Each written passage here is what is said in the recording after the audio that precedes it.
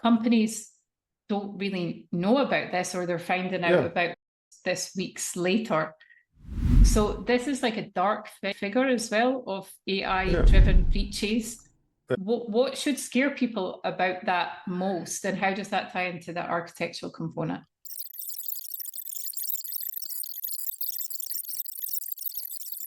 In April of this year, the cloud platform Vercel announced that hackers had stolen its customer database and put it up for sale for $2 million. Here's the strange part. The attackers didn't exploit a single line of code. They walked it in through an AI productivity tool that one employee had connected to their corporate account. The AI worked exactly as designed. The problem was the architecture around it built for a world that no longer exists. That's our episode of Convergence today, because the story is every company right now, every employee plugging AI agents, copilots, and assistants into systems that were architectured before any of this existed. Data sitting in silos that nobody owns, service accounts with privileges nobody audits, integrations held together by one engineer's memory. AI doesn't break those systems, it exposes them at speed and at scale. This is what people mean when they talk about convergence. It's the moment when AI, identity, data, and security stop being separate problems and become the actual same problem. So my co-host, Faisal Hoque, who's with me here today, and I will look at what leaders need to do about this in the next 90 days. So welcome, Faisal, to this episode. This is our next 90-day episode. Yeah, it's around architecture, exactly what you're just talking about. Yeah.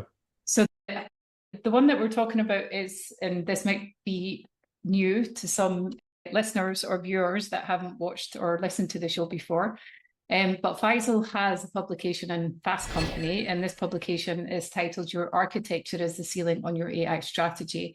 And here's how to raise it in 90 days. This is part of our 90-day series that's also available on this podcast with us here today. And that's what we're going to discuss. So Faisal, one thing that's quite evident is that Vercel, the story is the one that everyone's going to lead with. Yeah. But I want to start actually somewhere harder. What's the breach or near miss you've seen that didn't make the news but should have? Something that taught you more than Vercel did, because there's a lot of blatant headlines that don't necessarily expose or allow us to understand where the real potential danger is when we look at architectural structure and setup. Yeah, I mean, you have to go beyond just data breach, right? Because you can also look at it from danger of getting the wrong data set back because you haven't thought about the data and the storage and the structure of the data set, but you're making decisions on those data, right? There's a danger on having wrong data and making wrong decision. There's the danger of how security breach happens, right? There's risk around how tools are being orchestrated, meaning who has what permission and how they're looking at the data and where the data ends up being because of the application's profile, the user profile management, et cetera, right? There's an architectural element around model, algorithm, application governance, et cetera, et cetera. But each of those elements, since we were talking about that 90-day plan, we just broken it down in 5 different layers: data, compute, the model of the algorithm, the orchestration and the tooling, and then application governance, right? So you have to look at the element of risk and opportunity and be able to scale or not scale based on those 5 elements. Yes, the example, and we're going to get a little bit more into detail into the structure of the 90-day plan and the elements around the proposition that is on offer for assessment, and looking at your architecture and if it is a ceiling per se. One thing that, if we go back to the Vercel example, you've also got the possibility that intertwines with AI shadowing. So AI shadowing example was an AI productivity tool, but also if you think it from an engineering perspective, there's a lot of engineers that are connected with AI code review tools, and they might connect it to their private GitHub account instead of a company GitHub account. There's a lot of broad permission acceptability and opportunity that is not amended when you're connecting those sort of tools. Because if you look at the install flow, it's normally part of the install flow that you provide it with broad permission so that it has access to everyone. So then you get vendors that are compromised. There's not really any public disclosure. There's no headlines because nothing got dumped onto the forum. And this really seems companies don't really know about this, or they're finding out about this weeks later. So this is like a dark figure as well of AI-driven breaches. What should scare people about that most, and how does that tie into the architectural component? Sure. You have to look at how this culture of AI usage has been growing up, right? It started out as a kind of, fun little tool that can think with me, I can do stuff with it, and it started as a consumer tool. Meaning, when I'm saying tool, meaning all of these, all the large language models, especially with generative AI. Look, people have been using enterprise AI behind the scene for many years, but this generative AI phase pushed this boundary of mass usage because of the fact that it's now consumer level accessibility, right? But when you talk about enterprise, you can't really take that consumer behavioral pattern. I go to ChatGPT and I type, okay, what flight should I look today to go for a vacation? Or what's the restaurant that got the greatest rating? If you had a lot of the enterprise user adopted that behavior. So when we're talking about architecture, we're really talking about enterprise architecture, right? Where you have to guard your data, you have to guard your system, you have to guard your application, you have to put boundary around user and usage, et cetera, et cetera. So it just like enterprise IT, enterprise AI requires those kind of critical thinking behind the layering of the architecture and how you're going to protect your system, application, user base, and your data sources, right? So that's where it begins, right? So just because you can use it on the phone, don't go load up your enterprise data and load it up.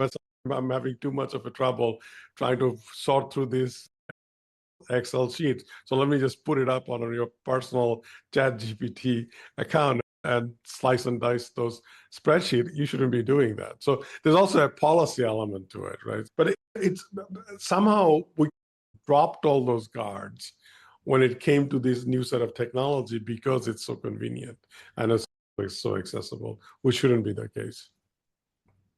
Exactly. And I think that's the comparison and the division, because the examples that we talked about previously, obviously you've got an element of less regulation, less policies. In large corporations, there's normally policies in place that make sure that there is a vetting and an observability around the tools that are accessible through a system. But if you go back to the point that you're making in the AI-ready architecture requirements, you're talking about data and storage, compute and acceleration, model and algorithm, orchestration and tooling, application and governance. Now we can get into those from an enterprise perspective and look at those requirements in terms of architecture, but let's also look at the in-between. So if we look at a mid-sized company, like if we walked into a random mid-sized company tomorrow, what are the 3 things we'd see in the first hour that would tell us they're not AI ready, that their architecture is not AI ready? You go first and I'll add mine. Yeah, you'll see that they haven't really thought about the data and the uses of the data. And if you go even a little higher, most of those folks doesn't even know what should they be doing with AI. Well, it's starting with the tool, but not with the purpose and the why aspect of it. But then you have to say, okay, do I have the data and the content that supports what I'm trying to do? So to me, it always starts with the data. And then you have to say, okay, who needs to have access to this data? Does everybody have to have access to this data? Should everybody have access to this data? And the answer is no, everybody doesn't need every data. Nor everybody should have access to every single data. And the last piece of it is that system, meaning your network system and your pre-existing environment, which often enough is legacy. So how does that integrates with this new generation of technology and tools that you're trying to deploy? So all those three things to me is like 1, 2, 3 is your data, the application access, and the systems are bread and butter of doing it. Has your experience been different, or what have you seen? No, I think there's a lot of resonance with the components that you've highlighted. There's also an ever more surging trend around the data foundation. Yeah. And it really is like AI accelerates weaknesses and it intensifies weaknesses and it intensifies strengths. So it's like anything, if there is a weakness, then you put AI on top in any shape or format. There is an acceleration of certain elements of weaknesses that are normally surfaced. I think that what I would add as well is that if we were to ask the CIO who owned the data in their internal AI assistant and who currently has access to it, it goes back to your point of controlling who has access to what data. And that's one thing that's important in a mid-size, smaller size, and large size, especially depending on the business focus as well, is that you need to know that and you need to make sure that there is access controls at the highest level so that there is that separation between the data matrix at the bottom. And that's why you were hearing a lot of this conversation about sovereignty, not just data sovereignty, but enterprise sovereignty, meaning how do you deploy your system, application, data, and structured relationship with the vendor that gives you the sovereignty so that you're not losing control of your entire enterprise, right? And in a future episode, we can talk about the sovereign enterprise, because that's a pretty hot topic related to this kind of architectural orchestration of where should the data resides, how you should govern and operate data models, invest in data platform, etc. Yeah, that's a really pertinent aspect. I think that the last point on that I would add is look at the intake form for adopting a new tool. If it's the same form they used in 2019, or if it doesn't exist, then I would say that the architecture isn't ready either, because nothing forces the hard questions to get asked before something gets connected. So I think it's also about the approach, and maybe you've reflected on that in the 90-day plan. Yeah, no, absolutely, because you have to also look at the user behavioral pattern because of the convenience of the tool has changed, right? So for example, in the past, applications used to be very rigid, right? You type something and then you fill up a field and you pick and choose something, right? And with generative AI, the opportunity and the danger is that it's very fluid, right? You can talk to it and you can enter anything you want, and it's free form and unstructured data. So designing something that can take unstructured data, matches up with your structured data structure that you have from your legacy environment, and then bringing something back in a meaningful way so you can make decision requires much more discipline, because it's much more domain focused, right? It's not random question on chat GPT that's saying, if I want to do this, tell me the 10 different ways how to do that, right? That's free form thinking, which is, there's a benefit to it. But when you're talking about enterprise decision making, the discipline and the data structure for that kind of unstructured interface requires a lot more thinking process. I'm sure there's people that are called, what are they, like system stylists? It's not a stylist, but I know they go in and they do a modernization of the system. Sure. Do you recommend that as well as part of? Look, especially in US government, the modernization is a very overused word, because the idea is it's not transforming, you're not transforming the entire enterprise. You're modernizing your application or system to bring it up to speed from where it was before to current state, right? The modernization term is, especially in US government agencies, is a well-versed conversation. But in that context, that modernization usually is very system and application focused, to your point.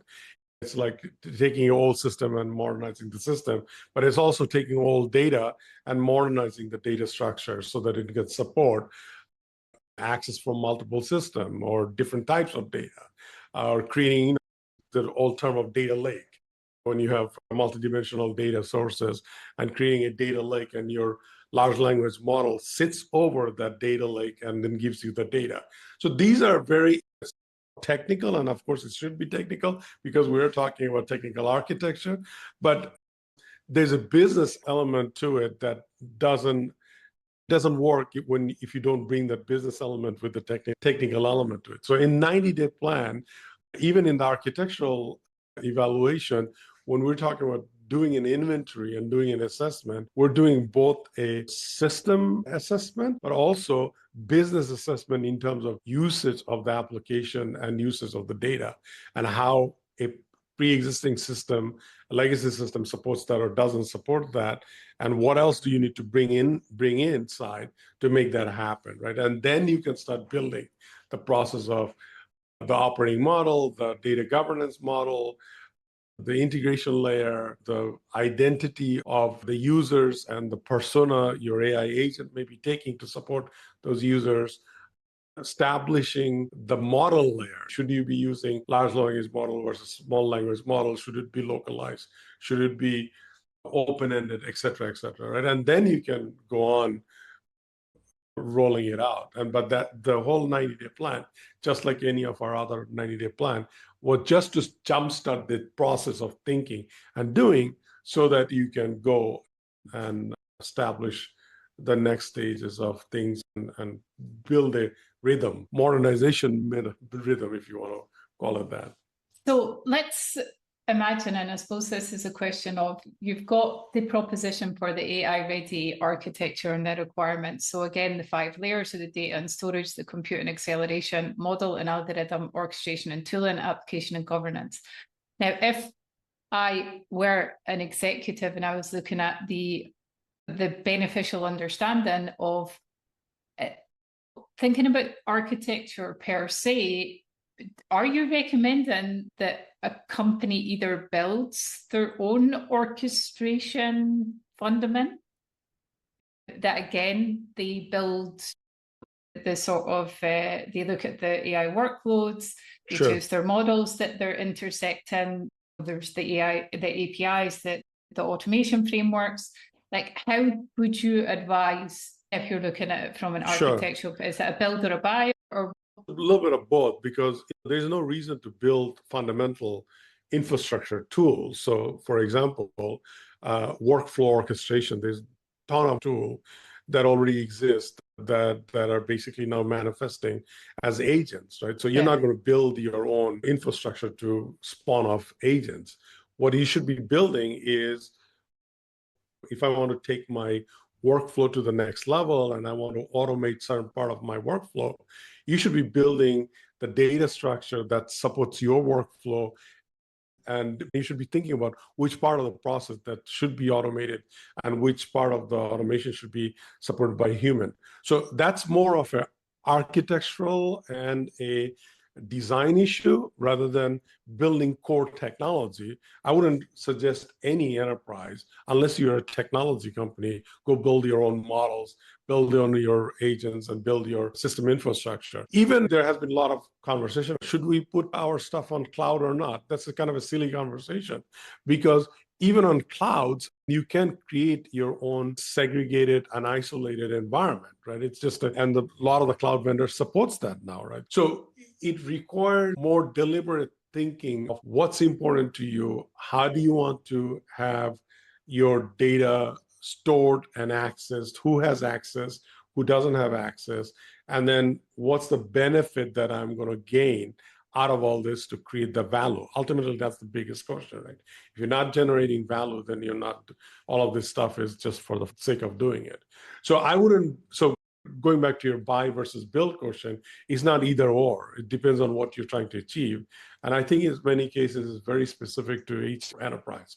At the end of the day, most successful organizations are successful because of their unique proposition and unique identity and unique way of doing business the way they do. You still have to focus on that and see where all this fits. And that's where it's not same for every single organization. It's very unique and very customized approach.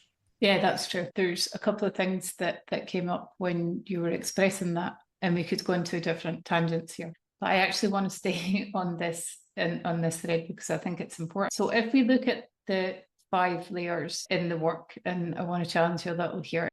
If we had to cut one and say this is where leaders should actually focus, which one would you defend and which one would you sacrifice? It's funny, I was thinking about this morning when I was crafting a post around all these 90-day series. I ended up, and which I already knew, is like you build all or build nothing, right? Because you can't really sacrifice any of those layers. But if you ask in an architectural realm where you should begin, I would have to say start with your data structure.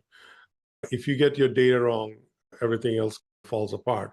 But you can't build a scalable architecture unless you focus on all of those 5 things that we just talked about. You're not going to be successful. There'll be holes. It's like building a foundation. If you don't have the foundation, the house collapses, right? So you may have your data structure correct, but your system is not secure, or your application partitioning is not right. So either way, you're going to pay the price. You have to build all of those things. But many people actually skip the part that you've spoken about. I mean, many people skip the data, not necessarily the storage aspect, but they skip the analysis, I would say, on understanding the inventory element of what is your data estate. Like, I don't think that they sit down, and I've seen it in actual life projects. They don't map every system of record, every data warehouse, every data lake, and every significant file repository that organization relies on. A lot of companies still don't understand the extent of one SharePoint repository that might be connected to a certain AI project, let alone everything that's in subdivisions of other systems of record and data warehouses. It was always like that, even prior to AI. It's gotten worse because you feel that just because I can talk to a generative AI interface, I can just tell it and it will get me whatever it wants to get. And it does, but whatever is getting back to you is not the right answer, or it's you just exposed yourself by loading up all kind of things. So I think it's a behavioral pattern because we're changing. When the mouse came, remember that when you used to type on your green screen and then mouse came and you didn't know how to use the mouse, and then it just moved from there. I'm seeing the same kind of a thing with AI where you're used to go in the field and typing and whatnot. Now you just say whatever, right? So there's a transition aspect that's happening, but the fundamental aspect of data system doesn't change. I was actually watching this little video snippet of JP Morgan CIO, and he was talking about the next generation workforce. And he was saying, look, I vehemently disagree that you're not going to need software engineers to do this kind of stuff, because unless you have some deep knowledge of software engineering or system engineering, prompting alone ain't going to get you to create application or systems. For example, if in my own case, we're building prototype using vibe coding, and we have a sandbox where we're just loading up the data, but ultimately it goes through a proper vetting process of architecture, data, and application orchestration and whatnot, and it goes to a proper development team. Right? Then it goes from development to testing, and then it's going to go to production, right? So those fundamentals doesn't change. just because you can do things faster of AI. But this is the part a lot of people are missing, that you think that basic fundamentals are gone. It's not. If anything, it's even more needed because you can do things fast and you can do large volume of stuff, meaning data access, whatever, right? So the discipline aspect of it is very critical. So one thing that I want to talk about before we end the episode, because we don't have much time left, and you actually wrote a little bit of commentary about it. So if you look, it was Pope Leo XIV. Yeah. Who had written his Glale letter, hopefully, and it's titled Magnifica Humanitas. What's your thoughts on it? And I'm not personally going to make a comment today because I still need to read it intensively. I read it through immediately, and it was like reading Transcend, because it's identical messaging, right? Many of us who are balanced, meaning we're not scared of AI, but we're also talk about non-stop risk management of AI. And you and I talked about the job loss, the usage of AI in war, the massive divide of wealth, creation of things that are not really elevating humanity. He used term Magnifica Humanitas, we call transcending humanity, right? So it's a very similar thought process. So to me, it was very satisfying to read that because it resonated, because we've written about this and we've been talking about this for last 4 or 5 years now, right? And I'm glad he's talking about it, because we need more voices like that to be talking about this, because as we know, this technology is going to forever change humanity as we know today, right? For good or for worse, we'll see. Yeah, 100%. And that's why, and as I said, I still need to read it in depth, so we will come back to it in a later episode, but just reading the first couple of sentences, and we can disregard anyone's religious beliefs. It's not about religion or belief in, there's no preach as to what anyone should align their identity with. But the first 2 sentences, humanity created by God in all its grandeur is today facing a pivotal choice, either to construct a new Tower of Babel or to build the city in which God and humanity dwell together. Each generation inherits the task of shaping its own, of guiding history to become a place where the dignity of every person is safeguarded, justice is promoted, and fraternity is made possible. Yet every era also runs the risk of creating an inhumane and more unjust world. So we are at this pivotal inflection point, and regardless of the vocabulary that is intertwined into those sentences, let's see. Yeah, it remains to be seen. Okay, so thank you, Faisal, for this enchanting discussion. We'll keep it on a Humanitas note today. Sounds good. Thank you. Thanks.